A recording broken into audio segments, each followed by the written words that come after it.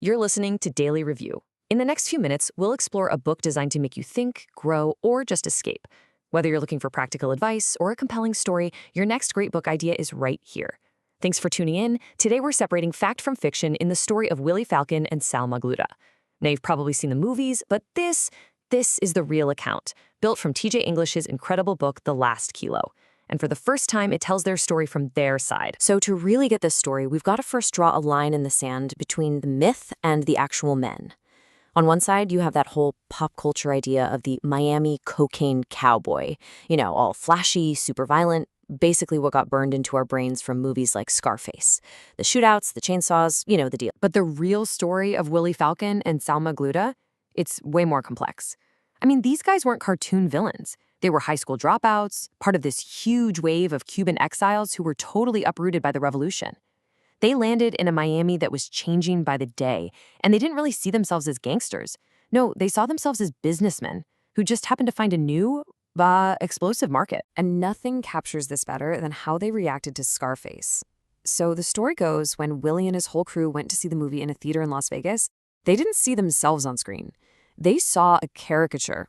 They actually thought it was hilarious, a total joke that turned the world they navigated with cold, hard logistics into this over-the-top fantasy. So how in the world did two high school dropouts manage to build one of the biggest, most successful drug trafficking organizations in American history? Well, it wasn't with cartoonish violence. It was with pure, raw ingenuity. To really wrap your head around their success, you have to understand the sheer scale we're talking about. At their peak, the feds estimated that Falcon and Magluta brought in at least 75 tons of cocaine. That generated over $2 billion. This wasn't some corner drug deal. This was a Fortune 500 level operation. Okay, so moving the product was one thing, but moving billions in cash, that was a whole other problem. And their solution was just logistical genius. Check this out. They'd buy up huge stacks of commercial drywall, then carefully hollow out the middle sheets. They'd stuff them with millions in cash, rebind the whole stack so it looked factory sealed, and then ship it all to a construction front company they owned in Panama. On paper, it was a totally legitimate transaction. Brilliant, right? And they weren't just laundering money. They were laundering their reputations. They became these local celebrities, world champion powerboat racers, who just dominated the sport. They sunk money into legit businesses and were even silent partners in the Mutiny, which was the hottest club in Miami. And all the while, they were secretly funding anti-Castro groups, tying them right back to their roots in the exile community. But an empire that big, well, it casts a very, very long shadow. For years, Willy and Sal kind of believed their deep Cuban roots in the community made them immune to all the brutal violence that was tearing through Miami's drug trade. They thought of themselves as respected locals. That illusion was about to be completely shattered. The big turning point came in 1981. Some men posing as police officers pulled over Willy's own mother, Marta, kidnapped her, and held her for ransom. All of a sudden, the violence wasn't something you just read about in the newspaper. It was personal. It was knocking on their door. And it proved, without a doubt, that their success had made them a massive, massive target. That kidnapping was really just the beginning of the end. A year later, the feds launched the South Florida Drug Task Force, this huge, unprecedented team aimed squarely at guys like them. And so, after a decade of pressure from rivals on one side and the government on the other, the inevitable happened. Willy and Sal were arrested in 1991. All right, fast forward to 1996. The trial begins. And the government, they were confident. They rolled out a mountain of evidence. We're talking ledgers, informant testimony, seized assets, everything you'd need to lay out a 75-ton, $2 billion enterprise.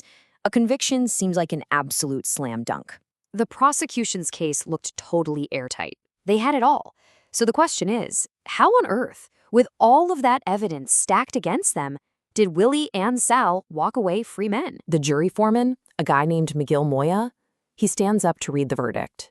Count 1, not guilty. Count 2, not guilty. And on for every single charge. The courtroom just erupted. Willy and Sal were free. It was, without a doubt, one of the most shocking acquittals in American legal history. The prosecutors were just floored.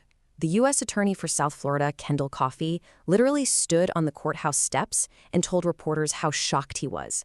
He just couldn't wrap his head around how a jury could hear all of that evidence and come back with a not guilty verdict. But the answer wasn't in the legal arguments, and it wasn't in the evidence. It was in a crime that happens totally behind the scenes, in the shadows. Jury tampering. See, Willy and Sal didn't leave justice to chance. They bought it. And here's how they pulled it off. Their people spotted a potential juror, a woman named Gloria Alba, and offered her and her husband $1 million to vote not guilty. They even coached her on exactly how to fill out the questionnaire to make sure she got picked. But the real masterstroke?